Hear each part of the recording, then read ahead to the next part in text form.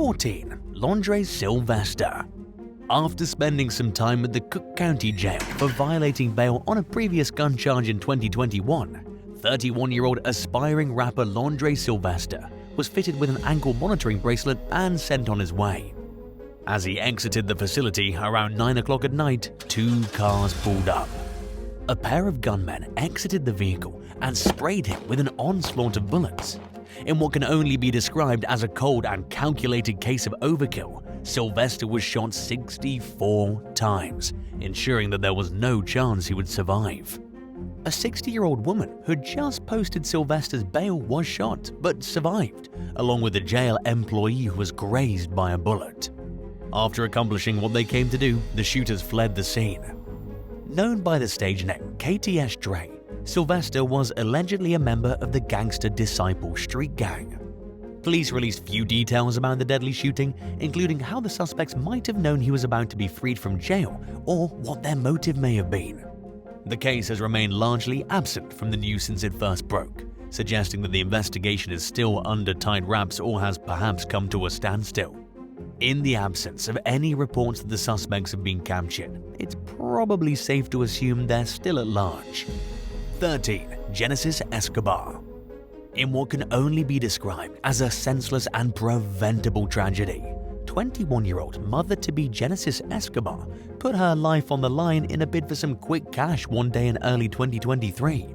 It's unclear whether she was struggling to make ends meet or purely out for financial gain, but her reasons were enough to motivate her to get into someone's car and demand their money when she was 7 months pregnant. Shortly after Escobar entered the vehicle in Chicago's Belmont-Gragan neighborhood, gunfire erupted in and around the vehicle. According to witnesses, Escobar attempted to carry out the crime with a handful of accomplices, including her boyfriend, and both parties exchanged bullets, but it's unclear whether she herself was armed. The shooters dumped the dying young woman out of the car into an intersection with multiple gunshot wounds, covered her with cash, and sped off. Escobar's boyfriend allegedly grabbed a handful of the money and ran away, leaving his own girlfriend for dead. Family friend Iris Alvarez, who lives nearby, told News 4 that Escobar texted her daughter shortly before the botched robbery pleading for help. But Iris's daughter was sleeping at the time and didn't immediately respond to the messages. A few minutes later, residents found Escobar in the street, struggling to breathe. Good Samaritans rushed her to the hospital, but neither Escobar nor her unborn child survived. To Alvarez, it didn't necessarily matter what role Escobar played in the crime that was being committed. In her view, only a heartless individual could shoot another human in cold blood. The investigation is ongoing, and the suspect remains at large. 12. Diamond Bradley. A pair of young sisters named Tionda and Diamond Bradley vanished into thin air from Chicago's South Side in 2001. The girl's mother came home from work to find a note that was allegedly written by Tionda, stating that the pair had gone to the playground. They never came home, and relatives have long believed that the spelling and grammar in the note was too advanced for a girl Tionda's age, leading them to suspect that someone else wrote it. Tionda and Diamond's disappearance sparked one of Chicago's largest ever searches, yet no trace of the girls ever turned up, and more than 20 years went by without any major breaks in the case. But that may soon change. In a TikTok video that went viral in May of 2023, a woman who believes she may be Diamond Bradley could be seen hanging out with her friend at night near a parked Harris County, Texas law enforcement vehicle. At the urging of her friend, the woman revealed a scar that appears to match the description of a scar that Diamond had when she went missing. She also appears to be around the same age as Diamond, who would be in her mid-20s if she's still alive. It's extremely rare for a missing person to turn up after several years, let alone decades. But the woman in the video appears to truly believe that she might be Diamond. Shortly after the video appeared online, she got in touch with Diamond's great-aunt, Shalia Bradley Smith, to discuss the potential next steps in determining whether she's the missing girl. She then went to an FBI office and provided her fingerprints and DNA for a test, which will soon confirm or disprove her suspicions. The FBI agreed to expedite the testing, and the results could come at any time. While the potential to solve the mystery has brought up renewed hope to the case, it's also dredged up years-old feelings of dread and despair among Diamond's loved ones, according to Bradley Smith. Speaking to NBC Chicago, the great aunt said that the resurfacing trauma has been hard to process. She described the ordeal of losing the sisters as a living nightmare and said that this wouldn't be the first time loved ones got their hopes up. And they've been let down in the past, making them especially cautious this time around. But as Bradley Smith conceded, the family isn't going to ignore a possible lead, even if it hurts to face the potential of being disappointed again. All they can do now is to wait for the test results to come back. 11. The Great Chicago Flood. Like any city, Chicago floods from time to time, and sometimes it gets pretty messy. But when people noticed fish swimming around in the flooded basements of homes and businesses near the Chicago River in 1992, they knew they were dealing with an extremely unusual and particularly disastrous situation.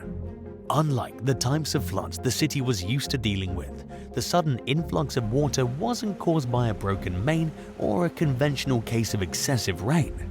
In fact, it was a bright, sunny day. Nothing even seemed to be wrong at ground level. Yet hundreds of millions of gallons of river water were pouring into Chicago's underground spaces, and by the time the 911 call started rolling in, authorities were essentially powerless to stop it. For the first known time in history, the Loop District was officially closed. Hundreds of thousands of people were evacuated, and they were very confused since there were no signs of a flood or any type of disaster above ground. Electricity and utilities were shut off in the immediate area, causing disruptions in subway service. The area remained shut down for 2 days while experts and crew worked to fix the problem. The source of the flooding was traced to a crack in an old freight tunnel caused by a construction crew who took shortcuts in their work. It took a week to plug up the hole that the water was rushing in through, followed by several days of pumping to get the water out of all the basements. Fixing the mess came at a jaw-dropping price tag of around $2 billion. To prevent a similar incident from ever happening again, the city implemented multiple changes to its underground management policies. Chicago's old freight tunnels fell out of use before the 1960s, long before the flood, and city officials saw no harm in paying no attention to them. The most expensive takeaway, highlighted by the expensive disaster, is the importance of maintaining the system on some level, even though it's abandoned, and how conveniently ignoring deserted infrastructure can lead to unintended chaos. 10. Brown's Chicken Massacre. One of the most baffling and terrifying Chicagoland murders of all time happened at a Brown's Chicken restaurant in the northwestern suburb of Palatine in January 1993.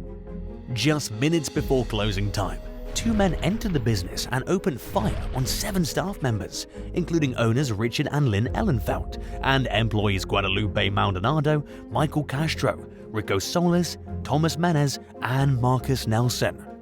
6 of the 7 victims were shot dead, while the 7th victim was slashed across the throat. The murders were discovered more than 5 hours later after several workers failed to return home, prompting their families to call the police. Responding officers found the victims' bodies stacked atop one another in the restaurant's walk-in freezer. It was one of the most horrifying crimes to ever occur in the area, and the public became increasingly alarmed as authorities failed to make any arrests in connection with the case. Retired Palatine police officer Brian Opitz later told ABC 7 Chicago that at least 100 members of various law enforcement agencies were working the murders at the height of the investigation, including state police, FBI agents, Chicago police, and others. Despite the immense resources that were poured into the case, few meaningful leads came until 6 years later, when a piece of chicken with a single bite taken out of it yielded an unidentified DNA sample.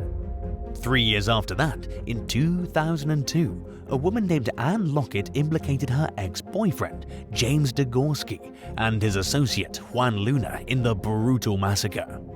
Using technology that didn't even exist at the time of the murders, law enforcement matched the DNA sample from the partially eaten chicken to Juan Luna. The suspect, who was a former employee of the restaurant, confessed to the crime during questioning, but argued in court that his confession was coerced. Prosecutors argued that the suspects were motivated mainly by a desire to kill in cold blood. Luna had left his job at the restaurant months earlier on good terms, and while the men did rob the restaurant, it seemed unrealistic to think that they killed 7 people purely for the sake of carrying out a robbery. The jury convicted both Luna and Degorski each on 7 counts of murder. They were sentenced to life in prison without parole. 9. Mary Agnes Moroney. When Catherine Moroney and her husband Michael fell on hard times at the onset of the Great Depression, she wrote to a welfare agency asking for help. Like many Americans at the time, the couple was struggling to support their 2 daughters on meager wages, and they had another baby on the way. The family's address wasn't supposed to be published along with the letter requesting donations. But it somehow got leaked, and a woman claiming to be a social worker named Julia Otis soon showed up at the Moroney's apartment above a Chicago grocery store. She came with gifts for the kids, but Catherine felt uncomfortable when she overheard Otis asking her oldest daughter, Mary Agnes, if she wanted to go to California. Catherine asked Otis to leave, but she returned the next day with more presents. Caught between a rock and a hard place, the young mother gave Otis permission to take Mary Agnes shopping for some new clothes, despite her lingering suspicions from the previous day. Sure enough, the woman kidnapped the little girl. The next day, Catherine received a letter from Otis stating that she had taken Mary Agnes to California and would return her in a month. But that never happened, and the months soon turned to years, and the years became decades. The family failed to find Mary Agnes before her parents passed away, causing a lifetime of anguish that was passed down through generations as they struggled to solve the mystery. Journalists and law enforcement also investigated the case, but only 2 promising leads turned up over the years. And until DNA technology came around, there was no way to be sure if either of the women were Mary Agnes. In 1952, the Chicago Daily News claimed that a young woman named Mary McClelland had been identified as Mary Agnes, who had been missing for 32 years by that point. Catherine could tell that McClelland wasn't her daughter, and DNA confirmed her suspicion in 2008. Another woman named Martha Thompson was ruled out based on DNA in 2018. Answers finally came in 2023 after Cook County Sheriff's Detective Jose Rodriguez inherited the case as part of a renewed missing persons initiative. Authorities and Mary Agnes's surviving relatives now believe with confidence that the girl was adopted to new parents in Florida and raised as Jeanette Burchard. She died in 2003 at the age of 75, and her loved ones were not willing to exhume her body to confirm the suspicion 100%. But DNA tests on living descendants revealed a family link between Burchard's daughter, Terry Arnold, and Mary Agnes's nephew, Don Moroney. Based on the results, the 2 parties appear to be cousins, making it extremely likely that Burchard was Mary Agnes. As a child, Burchard was told that she'd spend the first 6 years of her life in Chicago before relocating to Florida. She was raised by parents who she believed were her mother and stepfather. At one point, Burchard's stepfather hinted that the woman who raised her might not be her biological mother. She asked around, but nobody in her life knew it to be true, so the news nevertheless came as a major shock to her surviving family members.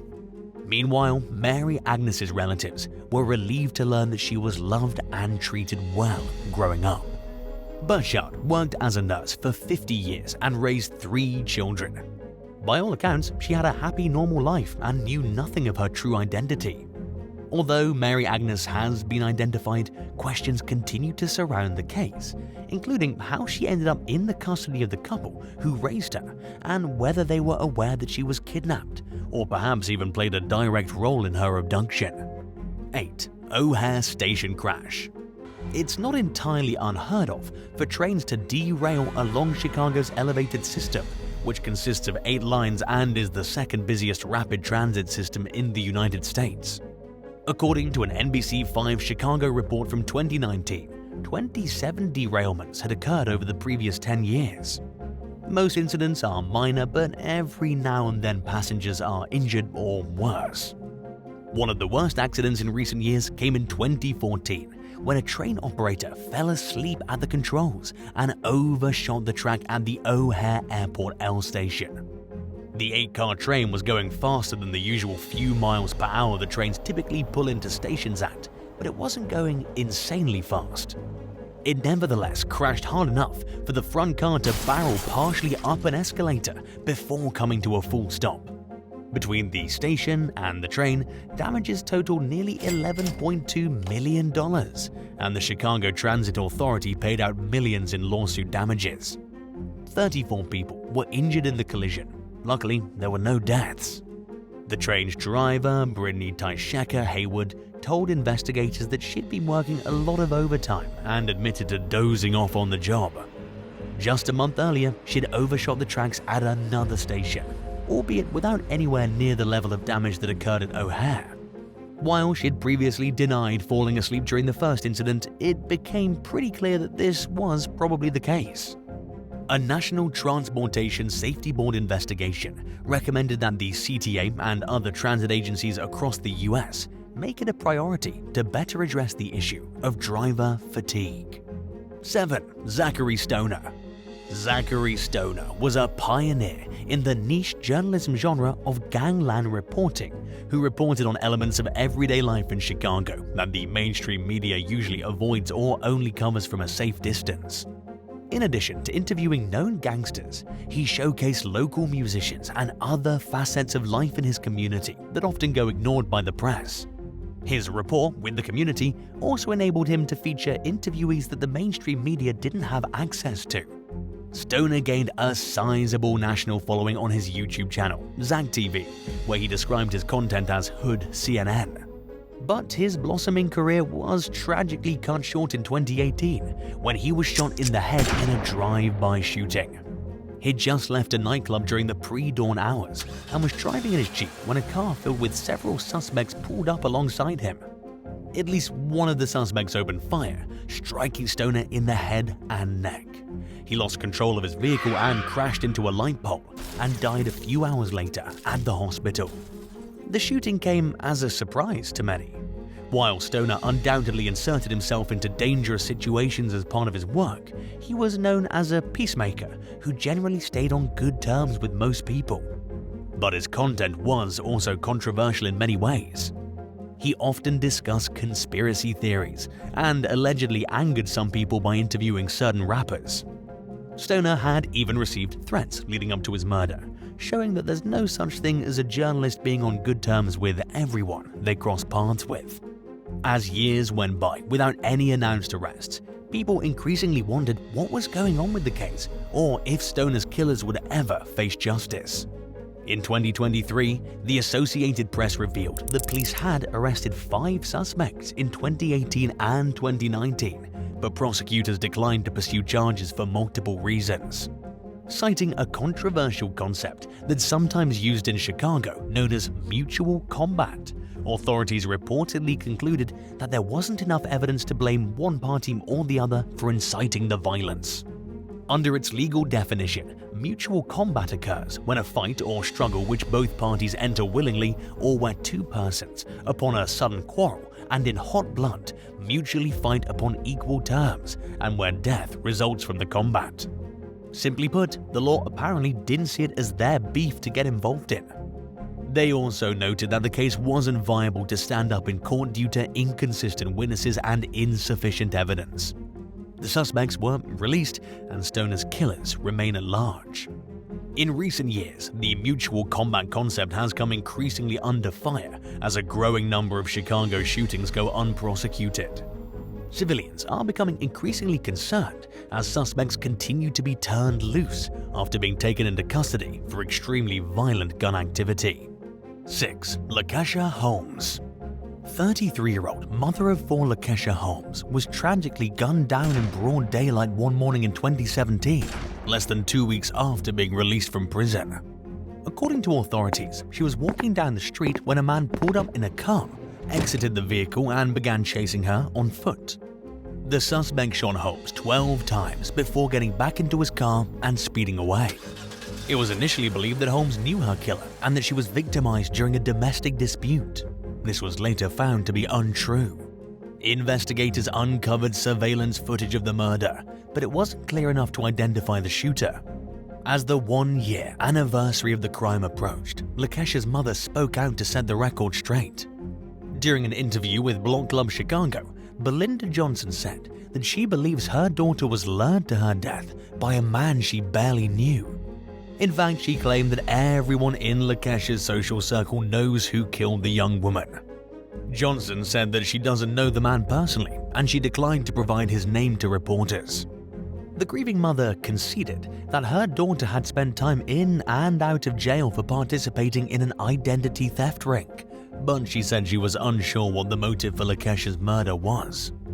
Johnson admitted that LaQuesha learned how to steal identities by watching her do it. Neither of the women ever meant to let it take over their lives. According to Johnson, her intention was always to come up with a baseline amount of savings with her ill-gotten funds, enough to survive while she transitioned to making a legitimate living. But the money came easy, and it was a lot more than many jobs pay, and the temptation was ever present. Johnson finally got away from crime following a harsh prison stint, but her daughter was apparently still caught up in it. Shortly before she was killed, LaQuesha told her mum that she wanted to get her life on track and leave her current lifestyle behind. Sadly, she never got the chance she deserved to turn things around. The police confirmed to Block Club Chicago that they're not investigating the case as a domestic dispute, but have released few other details. The killer remains at large, and LaQuesha's murder remains shrouded in mystery. 5. The TYLENOL murders. Over a week-long period starting in late September 1982, 7 people in and around Chicago died from taking poison Tylenol that had somehow made its way to store shelves. Heavily laced with potassium cyanide, the capsules were undoubtedly tampered with by someone who fully intended to kill people. One lucky survivor, Linda Morgan, picked up a bottle of the painkiller to ease a sore leg. For reasons that she still can't fully explain, the 35-year-old got a bad feeling about the pills. She followed her gut and decided not to take any, and opted for a different over-the-counter painkiller. Linda would soon learn that her decision was life-saving. After learning of the deaths, Johnson & Johnson immediately issued a recall of over 31 million bottles of Tylenol, while adamantly urging the public not to take the medication. The company and police both launched investigations and discovered that the tainted pills were manufactured in 2 separate states, indicating that they were tampered with after reaching store shelves. It's believed that the culprit stealthily removed the boxes from shelves, tainted their contents, and put them back on the shelves without being noticed. Acting on a tip from a bar owner, authorities investigated a 48-year-old grocery store worker named Roger Arnold. According to the tipster, Arnold was a regular at his bar and had recently discussed killing people with a white powder. His behavior had also become noticeably erratic following the failure of his marriage. During a search of Arnold's home, police found instructions for making potassium cyanide. They held him several times for questioning, but never had enough evidence to arrest him. Arnold landed himself in prison on a separate case in 1983, when he went after the bar owner who reported him to law enforcement and accidentally shot someone else. He expressed deep remorse for the shooting from behind bars and died in 2008. Investigators exhumed Arnold's remains 2 years later to obtain a DNA sample, which ultimately proved that he was not a match to the Tylenol suspect. At one point, a New York man named James William Lewis tried to take responsibility for the poisonings. He mailed a letter to Johnson & Johnson demanding a $1 million payment to make the poisoning stop, but authorities ultimately determined that he was trying to get money. Lewis served 13 years in prison for extortion. In 1983, the FBI purposely leaked the location of one of the victims' grave sites and put the site under 24-hour surveillance in hopes that the killer would visit the burial. But months passed without any useful leads, resulting in yet another dead end in the investigation. Besides failing to narrow their sights on the sick mastermind of the crime, both law enforcement and the public at large have struggled to understand what the culprit's motive could possibly be. No arrests were ever made in connection with the more than 40-year-old case, but authorities are still intent on solving it. In 2023, they announced plans to run new testing on evidence in hopes of identifying a suspect through DNA technology. To prevent a similar incident from happening, Johnson & Johnson developed caplets and packaging that are much more difficult to tamper with. In 1983, Congress passed the TYLENOL bill, which makes it a federal crime to tamper with over-the-counter medication. 4. The Chicago heat wave. In what some have called the worst disaster ever to strike Chicago and one of the deadliest climate disasters in US history, the city was choked by a brutal 5-day heat wave in 1995. According to the Scientific American, temperatures peaked at 115 degrees Fahrenheit, but actually felt more like they were in the 120 range. The heat wave was caused by a high-pressure system that came with low winds, high humidity, and consistent daytime temperatures in the 90s or higher. Even at night, Chicago's residents were unable to catch a break from the scorching temps, which remained well into the 80s. The conditions were extremely unusual for a Midwestern summer and downright dangerous for a dense urban environment where the thick, hot summer air tends to linger in place. To say that the city was unprepared for what came next would be an understatement. A lot of people either didn't have air conditioning or couldn't afford to run theirs, giving them no choice but to languish in the stifling heat. To make matters worse, many residents without air conditioning also kept their windows closed due to fears of crime. As a result, people began to drop like flies, and bodies began pouring into morgues in droves. The first 4 deceased victims were found on the second day of the heatwave. What started as a trickle soon turned into a deluge. By the time the heatwave was over, it had claimed 735 lives. Sadly, most of the victims were elderly and/or poor. Back then, however, a heatwave was hardly considered a climate disaster. Even as the death toll began to rise, then Mayor Richard M. Daley wrote it off as typical summer heat. He told civilians not to blow it out of proportion and accused the media of overhyping the event. In an arguably more cringeworthy statement, Chicago's Human Services Commissioner at the time, Daniel Alvarez, described the mounting fatalities as the result of people neglecting themselves. But the effects of the heat wave eventually became undeniable, and Alvarez eventually apologized for his words. He vowed that the city's leadership would learn from their mistakes to prevent history from repeating itself. But it took some time for the city to make good on that promise, and it wasn't anywhere near as prepared as it should have been when another historic heatwave struck again 4 years later, in 1999. During the 3-day period, Chicago set a new all-time humidity record, with the dew point peaking at 83 degrees. Today, the city's much better prepared for extreme summer heat, which is only expected to worsen in the coming years due to climate change. As part of the Chicago Climate Action Plan, emergency management officials have an emergency protocol in place that clearly specifies when and how to take action in the event of potentially life-threatening conditions. In addition to conducting wellness checks on the elderly and other vulnerable civilians, the plan calls for the availability of cooling centers and buses.